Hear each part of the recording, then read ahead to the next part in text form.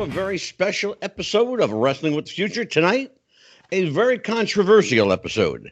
Wrestling with the Future of the replacement of Paul McCartney. And joining me tonight are two women who literally wrote the book, and they are Mary Ann Howard and Ann Walsh. The book, The Shadow of a Bassman, is already making some waves. Not the kind of waves that these two very nice ladies wanted this book to make, but it's got the attention of some people in the Paul is Dead community that have them scratching their heads. So without further ado, I'm going to forego the normal flowery introductions and get right into talking to the wonderful Mary Ann Howard and the irascible, is that the word, irascible? Ann Walsh. I like it, so what the hell? How you doing, Annie? I'm good. How are you? I'm wonderful. Mary Ann, how are you, kid? I'm great. Thanks. So, as I said at the top of the show, the book is getting some attention, not necessarily some of the attention you wanted to get, but I guess, look, as long as they spell your name right, it's all good, isn't it? It is.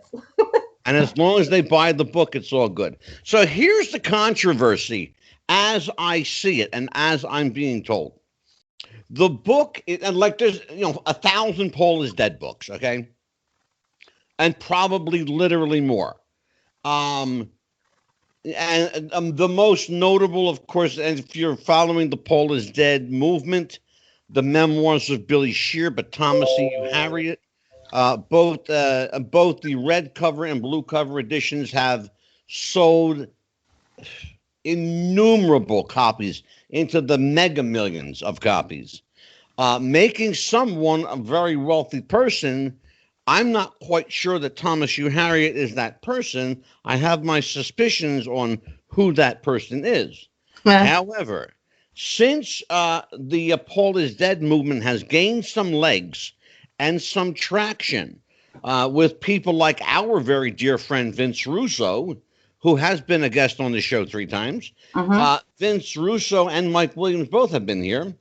And we did an entire episode on Paul is Dead. But this book brings an interesting light to the Paul is Dead question, Marianne. The question was, how did Paul die? When did Paul die? Who replaced him? But the interesting thing in this book, you seem to answer that question with Paul's own voice, because it's written from the perspective of Paul. How was this possible, and what psychic did you use? I want to know. Being a professional psychic for a living, I want to know who did it. So let's talk. What happened? Go ahead. First of all, welcome to the show. Officially, welcome to the show. And how did this book come about? And what the hell happened? How did the book come about? Yeah, I mean, you don't just sit down one day and say, "Oh, I'm going to write a Paul is Dead book." Yeah. No, actually, Ann and I met through a mutual friend. Okay. And we were told, you guys have a lot in common. Definitely Paul. And the first weekend, we must have talked for hours. It was like we're long lost soulmate, soul sisters or whatever. And we were probably about 6 weeks into knowing each other and communicating on a regular basis. Right. Then we decided to go ahead and say, okay, let's pull our research together and write a book. Just that simple. Yeah. It's what happens during COVID. And how did the subject matter evolve from the death of Paul McCartney to the death of Paul McCartney through Paul's eyes? It's a very interesting and unique take on Paul is Dead. We should tell people, in the interest, again, I preface everything by saying, in the interest of full disclosure, the rumor was and remains 56 years later that Paul McCartney, the biological Paul, we will call him biological Paul, from the Beatles, somehow or another died by some nefarious means in around 66. So they say. Although some have it as late as 67, and there is an irrefutable, undisputable newspaper headline that seems to corroborate that. I've checked. It's the Daily Sun newspaper from England, London, in fact, published in London.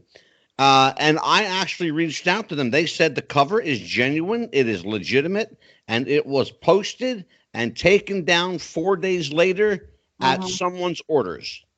So I don't know who gave the orders to remove that newspaper headline from every newsstand in Great Britain, but that happened. So the story goes that Paul died in a car accident after leaving a recording studio. Tell me if I'm missing any of this, okay? So he leaves the recording studio in a huff, has an argument with either George Martin or John Lennon, depending on who you listen to. Wasn't happy with the recording. Late in the morning, 4 or 5 o'clock in the morning, he rushes out of the studio, gets in his Aston Martin, speeds off at a high rate of speed in the rain. Where he stops, don't ask me why he would stop, to pick somebody up. You're laughing. That's already one hole in the story. Who wants to take this? Ann, take it.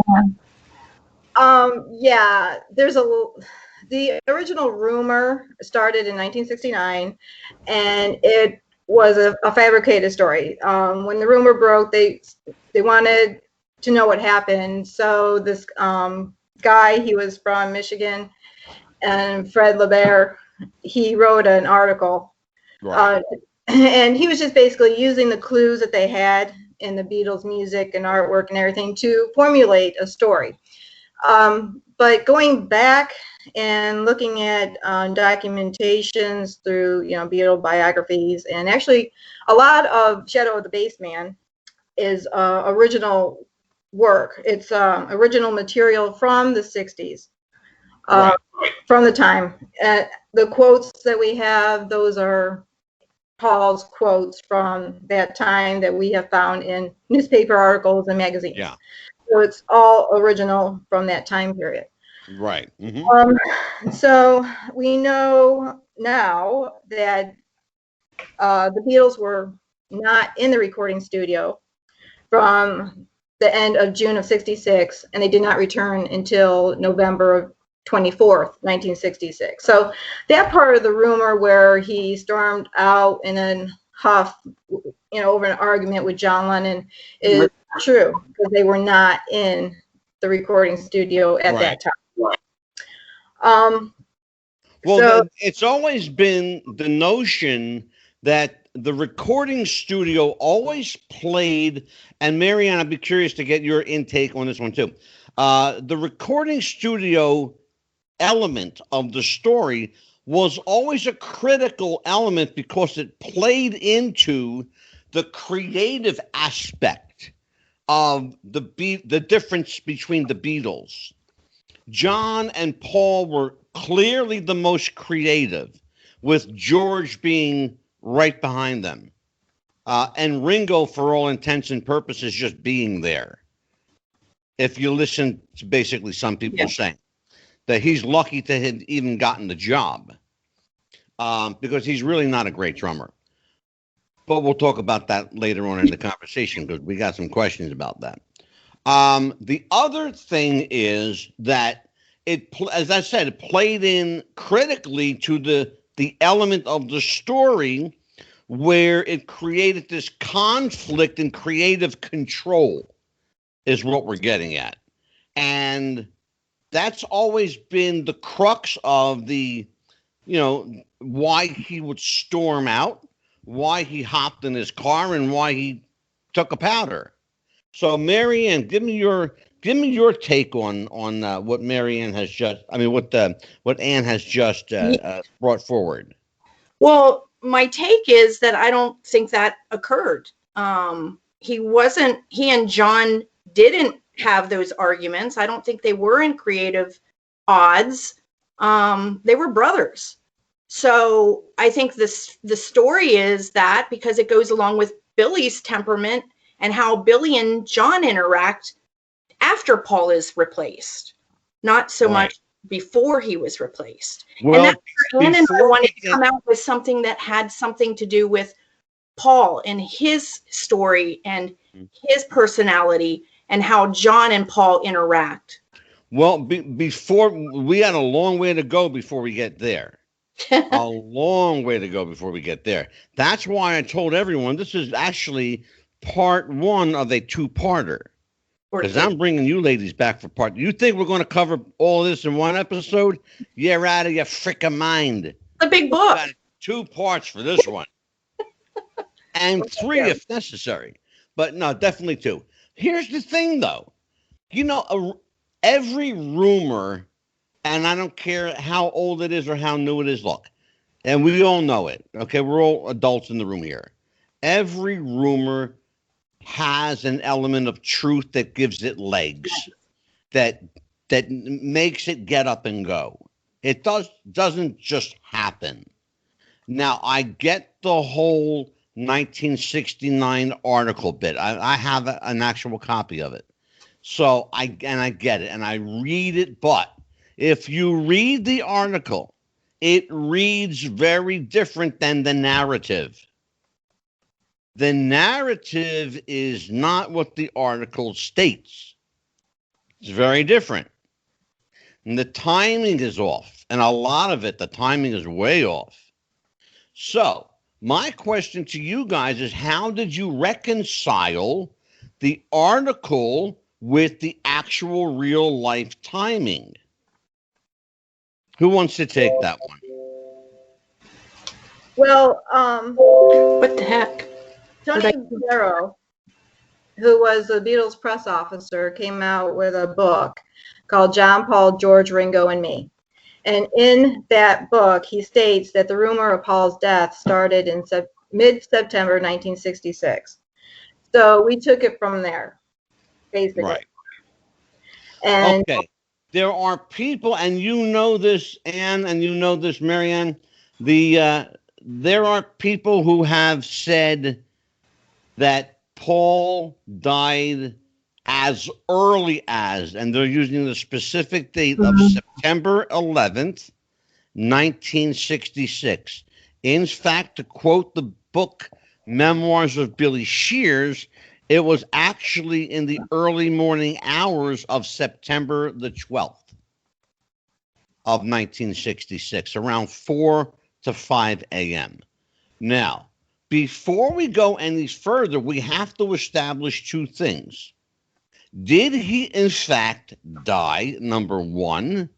Or, number 2, did he just want out? And that has been spoken about, and you both know it. Okay. Who wants to take that one? Marianne, take that one. What am I what am I answering here? Why we don't think it was September 11th? Or yeah, sure. That he wanted out. I think he did want out. Well, the question was, did he in fact die, or did he want out? Unfortunately, I think he wanted out, and as a result of maybe wanting out, he's died. He was taken out. That's what thank you. I knew you'd catch. You're a smart lady. I knew you'd catch on. Okay, so now, Anne, jump. Yeah. You're the co-author of this book, Shadow of Bassman. Jump in here where your partner in crime left off. Tell us. By the way, no pun intended. Partner in crime here. So because I believe a crime was committed. I believe a crime was committed. I believe that, quite frankly, I believe Paul was killed. That's what I think.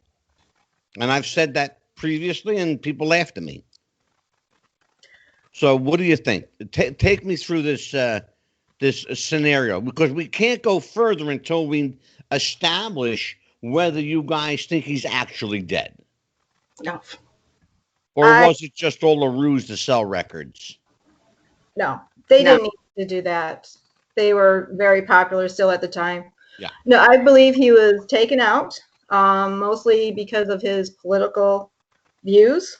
He was very involved in many controversial issues of the time. He was anti-war, he was pro-civil rights, and he was against the drug agendas.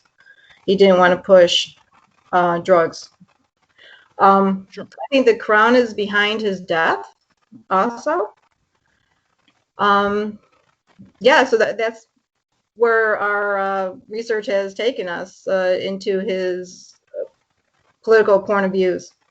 And for those people who don't know, Paul, for all intents and purposes, and it's been proven, I think, factually, was far more extremist politically than John Lennon ever was.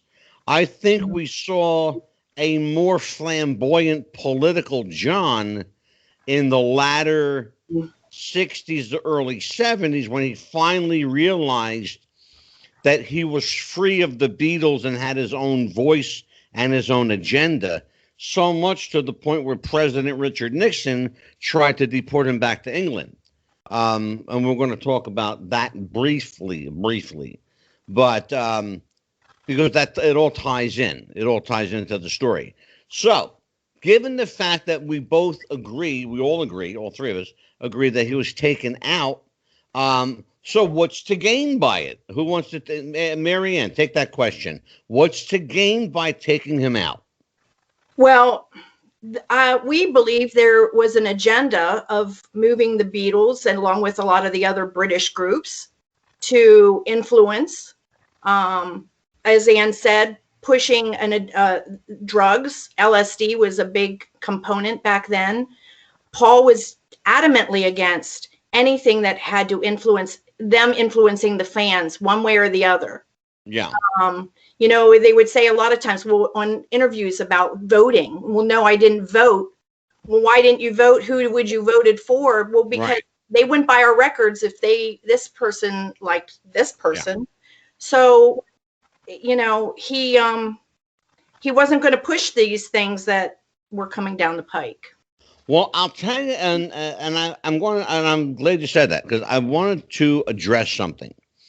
I've heard without naming who they are, other Paul is dead, quote unquote researchers, invoke the Illuminati and Luciferianism and the Council of 300, and also the Tavistock Institute. All of these organizations, nefarious as they are, they do exist. However, there is an industry that exists that's far more powerful than all of them. It's the music industry. That industry, the music industry, has so much pull, so much influence over people's lives. You don't need the Illuminati.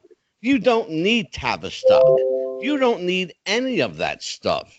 All you need is a band that looks like they know what they're doing and that can forward your agenda, and boom, slam dunk. There you go. Look at the Beatles. Look at the Monkees. Look at the Dave Clark Five. They flew underneath the radar so smoothly, nobody even realized that they were spies. And nobody even talks about it. Nobody talks about it. One of the things, let's jump forward a little bit because it's interesting. I had an advanced copy of some of the information in the book, although I'm still waiting for my copy to get here. But some of the information that I have is, again, written from Paul's perspective, from Paul's state of mind at the time. Given the fact that much of the material is time sensitive to that period, how did each of you make it topical to play into 2020 in the 21st century here? Wow. I think it was just why I get paid the big bucks, kid. Well, a lot of what going on now, I think, started back in the 60s. Mhm. And it just has progressed, all these years. And Okay. music industry is what we have today. So, Mhm. we're still fighting the same topics. We still want peace, civil rights, and, wow, I would like to have a drug-free society. That'd be nice. Right. Um, I have a heart for those people that suffer from addiction. Um, Sure. Absolutely. As so we all do. yes, absolutely. So yeah, so it's just a continuation really Yeah. from the 60s until now. That's So, how I view it. Marianne, let's explore this. Why is it important that we know Paul is dead? Why is it important that we know he was replaced? What's to gain by it? Isn't the music the music? Isn't the purpose of music No. to give you joy and happiness and make you feel? So tell So me what's wrong where's the with joy the and music. happiness that we didn't get from Paul? Because he didn't get to continue his career, his life, giving us the music that he was doing at that time. Well, there are people I who mean, would it say to you, well, evolved, and other people have made, yeah, it's just not, it's still not there. Besides the fact you took the most recognized, the most popular one of the most popular members of the Beatles, of the number one band in the world, who's traveled everywhere, taken right. pictures everywhere, and you replaced him. I mean, it's an atrocity, in my opinion. It's fraud. Well, It's, here's the question, really. Does it make a difference? Again, I revert back to the question of, isn't it all about the music? Isn't it to make you feel, to make you laugh, cry, smile, to feel, evoke some kind of emotion from you? Does it matter who does that? If it's a guy who looks like Paul and kind of sounds like him a little bit, because if you listen to he does he's different. He's really different, different key. but he puts you in mind of Paul. Okay, so who's hurt? Who's really being hurt by it? Who wants to His fans, take that? I think his fans are being hurt by it. I think his legacy is tremendously damaged by it. Yeah. His replacement did not follow his vision. Well, and I accept that, but there's a guy running around calling himself Paul McCartney that's anywhere from 79 years old to 83 years old, depending on who you want to listen to, who is filling stadiums with 100,000 people and more wherever he goes. And I don't know about you, but I think that's pretty much keeping the name Paul McCartney alive. So who is he hurting? I still go back to his fans. His Yeah, but murder. these fans are there. 100,000, But are 100,000 they there of them. under false pretenses? Are they there to be Paul's fans? Or are they There there you to go. be Billy's fans? I mean, There you go. I poked the bear and the bear you woke up. poked the bear. Yeah, you poked me up. That's what I'm getting at. Thank you. Thank you for fighting back. I like when people fight back. Here is the gist of it. You're absolutely right. You said the two words that I wanted somebody to say: false pretenses. Because he's not the guy. He's not the guy. He's not the guy. So, how did the other individuals in the collective group called the Beatles? By the way, check it out. Nice shirt. There, Yes. Abbey Road. I got my Abbey Road shirt on in honor of you guys. I pulled out my Abbey Road shirt. So here's the question though. How did the collective group called the Beatles react pre Paul and post Paul lookalike?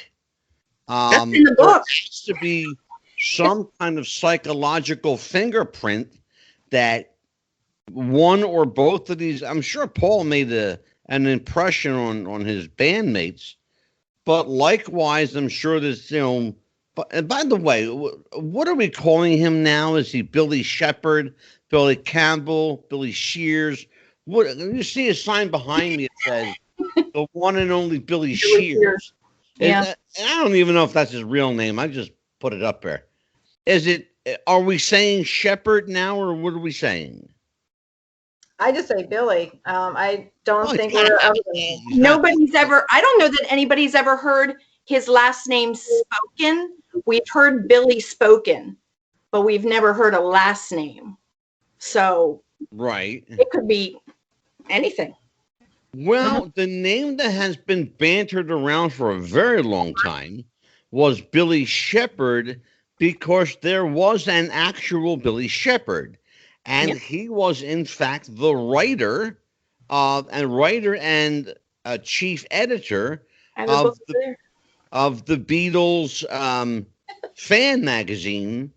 Mhm. Yes. Mhm. Okay. And so we have to acknowledge that, yeah, there was a real Billy Shepherd. Mhm. But as to is he the Billy Shepherd that we're talking about today? I don't know. If anybody has, That Billy Shepherd would not be this Billy Shepherd because that was a totally different age and okay, all right, I'll accept that. So let's talk a little bit about Magical Mystery Tour because there was a little 8-second or 12-second blurb in Magical Mystery Tour that went past so many people. They never saw it. They never got it. A lot of people never even acknowledged it. They ask Paul, how old are you? And he says, 30. party. But there's a problem. Real Paul would have been 25. Mhm. Now, that falls in line with, again, as I said previously, depending on who you listen to, he's either 79 or 83 or 84, depending on who you listen to. Right. I don't know, but if he's in his 80s, I'll tell you what, brother, he's looking moving pretty good, looking pretty good for a guy that's 80. But I guess that's what having money will do for you. But let's talk lost about both this. last week. Yeah, he did. He's looking good. Yeah, well, we have to talk about this because as you said, he is perpetrating a false pretense on the fans. Some would say perpetrating a lie. And there are other people who say, you know what? He's doing no harm. He's actually, edifying Paul, keeping Paul's name alive, keeping, the Beatles music alive. Well, first of all, the Beatles music isn't going anywhere. No. It's timeless. That music isn't going anywhere. But there had to be a more personal reason that you took the time and the energy and the effort and were willing to risk criticism to write yet another, one of many thousands of Paul is Dead books. But I noticed that you guys know none of you have ever referred to this as the Paul is Dead book. And was that a deliberate choice? And Ann Walsh, you got a smirk on your face that's telling a story. I want to hear it. Yeah, we chose not to put it out as that. It's a mystery. To me, it's a true crime mystery. It's kind of a whodunit. It's a whodunit. And that's the question: who done it? Who wants to answer it? Who done it? Well, that would sort of defeat the purpose of somebody reading the book. Maybe we tell who does it in the book. And that's what I was getting at. It doesn't really tell you who done it. You guys suggest strongly who you think who done it, but you're not saying they done it. Right, because evidence points that way, that the mob did it, the Craze, but there's no definitive, they were never, convicted of that crime. They were convicted of killing 2 other men. Well, the interesting thing is, and if you look at the Beatles pre-1966 and then post-1966, there was a lot of sorrow in their wake in 1966 and beyond. Mal Evans was mysteriously gunned down by the police. George Harrison mysteriously disappeared and fell ill very quickly and died very quickly. John Lennon was shot by somebody nobody ever heard of before, carrying a copy of Catcher in the Rye, interestingly enough. It seems that whenever somebody crazy kills another individual, they seem to be almost always carry Catcher in the Rye with them. I don't know why. Maybe I'm missing something, but we'll talk about it. So yeah, who wants to take this? There were other ones that died as well. Tara Brown died shortly. Well, that's what I'm getting at. The Beatles left. They left a body count in the wake. Yeah. That's exactly. Thank you, Marianne. Because that's what I'm getting at. The body count rose substantively after 1966 in a big way. The most public being Mal Evans, because he was gunned down by the police for no reason by a rogue group of Los Angeles police officers. Well, he had a suitcase of a memoirs book that he was writing. Exactly. Weird. Funny, ain't it? It's funny. Funny, ain't it? So what do you think he was saying in those memoirs? Hopefully he was saying the truth, but it's not going to matter. We're not going to know. It's that suitcase disappeared. No one knows where it is. No one knows where anything that was part of that is. It's all gone. So what role does Derek Taylor have in all of this? He was a Beatles press officer at the time. Yeah, I know who he was. That's why I'm asking you. I don't know if we know what role he had in anything. Well, because you know why I'm saying this. If you follow the Paul is Dead movement, some people, quite a bit of them in fact, think that Derek Taylor was a spy, that he was the eyes and ears for someone who had it out for the Beatles or for particular members of the Beatles for whatever reason. So his name has come up a lot. Also, the name, as I mentioned, Mal Evans. The name, the gentleman from Sweden. What the hell? Say it again, please. Neil Aspinall? No, not Neil Aspinall. No, I know who Neil was. Neil was the former head of Sony Records. Yeah. Who you? Jorgensen, a gentleman. He was a photographer, Beatles photographer. Freeman. Sven Jorgensen. Emilio Larry was a Beatles photographer. He's Italian. Yeah, you guys. Well, you apparently don't know who Sven Jorgensen was. Well, no, he was a Beatles photographer credited with a lot of their psychedelic look, a lot of their later work. And his wife actually came up with the Beatles haircut. Astrid. No, that's right. That was another lady. Never mind. I'm sorry. I'm going off.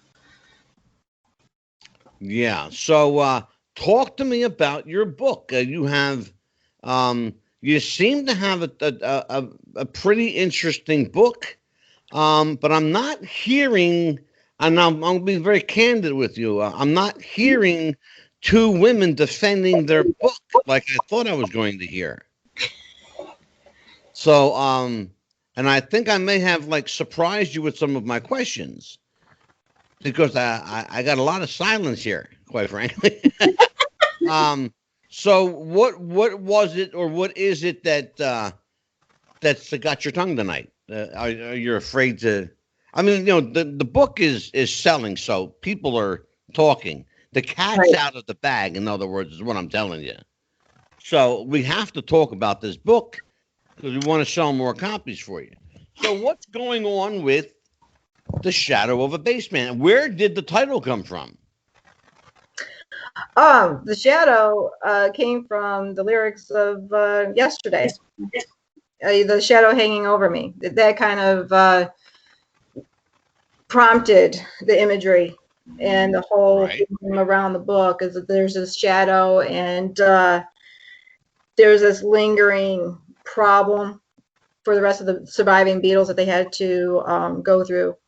Always knowing, Paul died, but wasn't being able to talk about it and grieve Right. publicly or have any memorial for him or whatever. Right. So the idea of the shadow came from really that song. And I had a handwriting analysis done on Yesterday. And when he wrote the lyrics to that song, he was in a depressed state of mind. So that was Right. telling me he was going through a lot at that time. And that was in May of 1965 when he wrote the lyrics. Now, he actually wrote a tune about a year before that. Right. So we used the shadow. That's how he came up with the shadow. And of course, he was the bassman for the Beatles.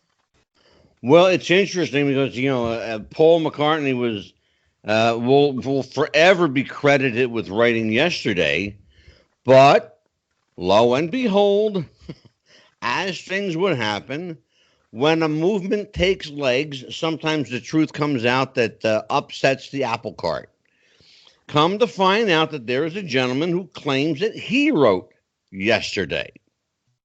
And so there are a number of questions now as to who wrote the early Beatles hits and why all of a sudden in 1965 did we see such a stark and dramatic change in the lyrical content and the lyrical style and the melodic style and tempo of the staccato of the music in the 65-66 time frame. Who wants to take that one? You're saying that you think that changed in 65? I think that was just Paul progressing, if you're talking him specifically. Well, not Paul specifically. It was Paul and the rest of the band, the entire band. They were also growing up. Well, think about 1965, 66 was the Revolver, Sergeant Pepper, in that time frame. Rubber Soul and Revolver. Right. 67 was Sergeant Pepper, and that fell under Billy's jurisdiction area. Right, but the point I'm trying to make is there was an immediate. It wasn't even gradual. It was an immediate change in music style. Immediate. Now, if that happens in 65 and Paul dies in 66, then something was afloat before he died that either A, he did not agree with, or B, he was being told to keep up a front that he didn't want to keep up. By the way, the poster behind Ann Walsh and the photo behind Mary Ann Howard are two different photos of Paul, but my sense is that they are both biological Paul. Correct. Yes. Okay. How many years apart were they taken, or were they taken relatively in the same time frame? Well, are you talking about this one or The that? one directly over your left shoulder. This one here that I'm pointing Yes, to? ma'am. Yes. That one is 60. September of 66. 66, yeah. So that Just would have been just prior to his passing. Mm-hmm. Okay, so now, and the photo I'm seeing looks like it's circa Ed Sullivan time frame. Yeah, it was taken about the time, 1964, during their American tour, I believe. Okay, so Summer tour of '64, anyways. so that would have been the definitely around the Ed Sullivan time frame. Mhm. So, given the information we have, what's the end game of propelling the Paul is Dead movement, or in your case, the I wouldn't even know what to call it. It's not a Paul is Dead movement because you're not a Paul is Dead book. What's the end game in propelling the mystery? Is it to solve the mystery, or is it to say, if you to say to your reader, if this makes you think, let us know, or contact the authorities, or do what? What are we doing here? Is there a call to arms? No, it's nothing like that. It's just basically getting our research out there, because it's original material taken, like I said, from the '60s, interviews, newspaper articles, even some FBI files that I found online. So it's just basically just getting our research out there for people to discern for themselves what they believe. Well, now, how much trouble did the federal government give you filing a Freedom of Information Act request? No, actually, if you go onto the FBI website, they have, through the Freedom of Information Act, they do have where you go into their archives, and there's a few reports that they have on the Beatles, and that's where I actually found out that the Beatles were being followed by the FBI and how that all came about. They were considered, for those people who don't know what we're talking about, the Beatles were considered subversive. They were considered subversive pinko commies back in the day. Yes. People don't understand that, and I think maybe there is even perhaps a part 2 of the book. Because I think I've just given you a shitload of information. Maybe I have to co-author your second book. I was present, and I've told, so there is a sequel coming at some point. So say again, Marion. We left a cliffhanger in the back. First chapter of the next book is in the back of the book. Yeah. Oh, I know all about it. I got little birdies that tell me stuff. Hey. I do. I know all about it, kiddo. And I've told the story on the show before. I was present when Denny Lane sat down with a group of musicians, Southside Johnny of Southside Johnny and the Asbury Jukes were among them, at a club. And this happened. I just tell you straight up, it happened, because if it didn't happen, I couldn't tell it publicly, and I'm telling it publicly for the second time. And he told the story of Paul getting arrested in 1980. The story that he told was in 1987, 7 years removed. He had a few drinks in him, but no detail was left unturned. I mean, he told everything that he believed. There are people who believe even today that Denny Lane is up to his eyeballs in the cover-up of Paul McCartney's death, despite the fact that he and Paul, biological Paul, were very, very dear friends. So, you have to wonder whether it's true or not, whether it's, the story makes for a hell of a story, okay? But if you impose the element of truth into it, then it makes it not only interesting, but compelling. Now you want to know more. So, given that premise, what more is there to tell? I know there's a part 2 coming out. It'll be the motives behind his death, his murder, and why he was taken out. Well, I'm sure you have to speculate on it. I'm sure you and Marianne have asked each other that question. Play counterpoint, play devil's advocate. You play the defense attorney, you play the prosecutor. There's got to be. We did that a lot. Well, that's how you write a good a good book. One has to play devil's advocate. That's So, Mary. just for curiosity, who played the prosecutor in this scenario? I was the one that constantly was questioning everything back, I think, as far as Okay. it's just my nature and my background. So Okay, terrific. So, what do you think, Ann Walsh? What do you think was your catalyst? Was it personal? Was it professional? Was it a need to know? Or was it something more deep rooted? What was your catalyst for wanting to involve your time like this? Oh, I've been a Beatle fan ever since I was young. Paul was always my favorite Beatle. And it's just the wanting to know. It's a mystery, and I love mysteries. And Marianne Howard, same question for you. it's the same thing. I'm a little bit older than Anne, slightly. So I mean, I was actually a little girl watching the Ed Sullivan Show, fell in love with Paul. I mean, that's the premise. Most all of us girls that grew up at that stage had our little crushes on this one or that one. Oh, sure. So, well, clearly Paul was the cute one. one. John was the smart one. George was the quiet one, and Ringo was the quote funny one. When people really don't have any idea what they're talking about, Ringo was the serious one.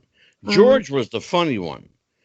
Paul was the political one, and John could give a shit. And he really could. That's all true. That's all true. And that's the fact. That is the fact. So let us talk about some of the comparative works that are out there. Of course, I mentioned the memoirs of Billy Shears. There's also another book called Paul is Dead, Say It Ain't So, where they purport to actually tell you who they think. Again, another kind of, not whodunit, but yeah, kind of a whodunit. Kind of tell you who they think did it without saying who they think did it. There's a lot of books out there. How do you think your guys' book stacks up against some of the more salacious, more commercially appealing books that are out there? And by the way, tell everybody, how many pages is this book? 456. How many? 456. 456. Yeah. That's like a phone directory. We were able for that. And all of the information in that book was acquired publicly. Yes, yes, the research. So you wrote an entire book from the public archive. Yes, magazine. Did you speak to any people involved in the case? And would you like to? Sure, absolutely. Okay. I would like to do that. I'll take care of that. And you guys, I don't know if you watch the show regularly. I've only done two things in my life. Only two things: pro wrestling and music. I was a recording engineer, and I DJ'd in clubs. And radio stations all over the country. That's what I did: music and wrestling. And so I have a few connections. I got a few contacts, like the phone company. But here's the thing. It's an interesting read. I will tell you that, just from what I was able to get my hands on. It's an interesting read, but I think you're leaving a lot on the table. I really think you need to kind of, if you're going to do a part two, and I know you are, I think you really need to kind of hone the wheat from the chaff here, and skim the curd off the top of the milk, because there's a lot of liquid here, but you need some solids. It's a good read. From what I saw, I'm looking forward to seeing the full 450 pages. I haven't gotten it yet, but I will. The other thing is you've got to be careful how much you use from the public domain because that's available to anybody. You know? I think what you do though effectively is you tell the story in plain simple language. And it's an easy read. It's easy on the eyes, Right. which is really critically important because people don't want to go blind trying to read a book. You know? So Marianne, you and I connected first when it came to this book, and we talked at some length. We have a lot of familiar ground here. Mm-hmm.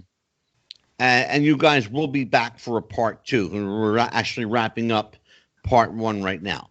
But you will be back for part two.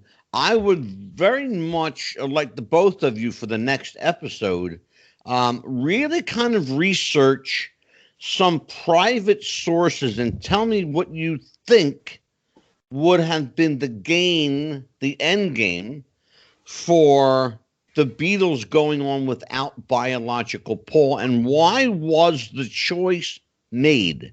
Here's a question we can start talking about now. Why was the choice made to go with Billy? For the sake of this conversation, I will refer to him as Billy Shepherd. Why do you think, and both of you, I want both of you to jump in on this. I'll start with Ann first. Go ahead. Why do I think Billy, they switched him out? Well, for his political point of views. There's even a call for Paul to become prime minister, and I think had he gone that route, he would have been a great peace activist for much like President Kennedy would have been. And you take a look at the politics of that time, there's a lot of assassinations from political leaders like, John Kennedy, Robert Kennedy, and they're very interested in the peace movement and not war. And that, I think that would have been Paul. He wanted peace. Interesting. Very interesting. Marianne, what do you think? I agree with what Ann's saying. We pretty much are in sync with most of this. Paul also, he was inquisitive, and he had a need to know things.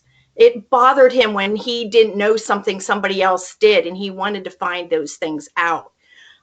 He wanted to find out what happened to Kennedy. He was very actively pursuing the information from, discussing the Warren Commission and talking to Mark Lane personally, wanting to help him out with his inconvenient truth. We touch on all this.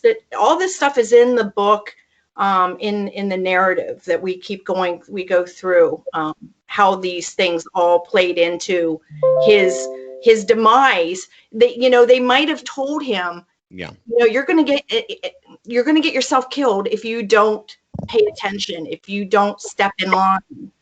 But it wasn't a line he wanted to step into. Sure. Well, and you could get yourself killed if you don't play ball. Yep. Here's the giveaway for me. We didn't see the Beatles together as the group for almost 3 years, from 1966 to 1968. And when we did see them, Paul was very clearly and obviously a very different looking guy. From the shape of his face to his height to the color of his eyes to the structure of his nose and cheeks, a very, very different guy. Taken away from the guys, a very different looking guy. However, when you put Paul with the other three guys, he looks like one of the Beatles. I should say, when you take Billy and put him with the other three guys, he looks like one of the Beatles. The giveaway for me was the concert they did on the David Frost show. Now, why was that important? Well, I'll tell you why. Because Paul McCartney, biological Paul McCartney, sat down with David Frost in 1963. Okay? Mm-hmm. On that show, they barely acknowledged each other. Never said a word to each other. That's not Paul. Even acknowledge each other. That's the giveaway. Mm-hmm. That's the giveaway. You know, you can change a lot about yourself, but you're not going to change your height. You're not going to change your eye color unless you've got color contacts, and they weren't even invented until the 1980s. Right. So You're that's not gonna out. change your ears, you Yeah, know. for the people who have made the argument, well, he had contacts. Sorry, your argument falls short like a fart in church because they weren't even invented till the 80s. Okay, so color contacts, forget about. The other argument that falls so flat you could roll it over with a steam engine is the notion that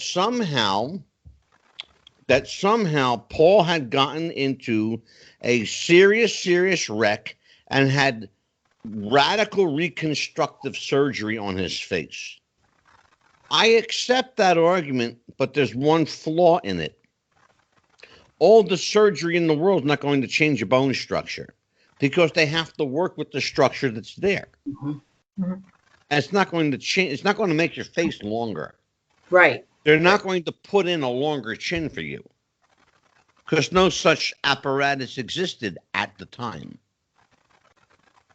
Now you can buy and sell long and short chins and pretty much anything else you want that's made of resin or any kind of plastic material that goes into your body. But as you can tell, I'm also very passionate about this, and that's why I wanted you here. And we will do a part 2 next week. Before I let you go, I want you both to plug your social media, plug the book, tell people where they can get it, do all of that stuff, and then I'll escort you out of here. Like the fine gentleman I am. You can get the book on Amazon.com under the title "The Shadow of a Baseman." Baseman being 2 words. I know it's sometimes that they like to have their algorithms do a little funky things, and we're we're self-published, so that's where the book is located. There you go. And Anne, where can people reach you? Social media? Facebook. They can contact us. Yes, we have our own author page, Shadow of the Baseman. Terrific. Mary Ann, you're also available on Facebook as well? Oh, yeah, I know she is. Oh, yes, I am. Find this lady. You'll find her all over Facebook. You probably find me all over many social media platforms, the way things are going up and down and flipping around. Well, and I will tell people now it's time to get to make it real. I want to tell people I have, on behalf of Wrestling with the Future, I have deactivated our Instagram. I have deactivated our Twitter out of protest. I will not be censored. I do not approve of censorship in any way, shape, or form. We will not any longer support Twitter. We will no longer support Instagram. Facebook is on my shit list right now, but out of necessity, we're still there. We're maintaining a presence only for as long as I need to, and then Facebook can go kiss my ass. But we are no longer going to occupy social media in that regard. We, however, have acquired our own web domain, and we're going to rip the shit out of everybody there. So join us on Wrestling with the Future. I'm Angelo DeCipio. Happy wrestling, everybody. Take care of each other. Take care of yourself. Goodbye.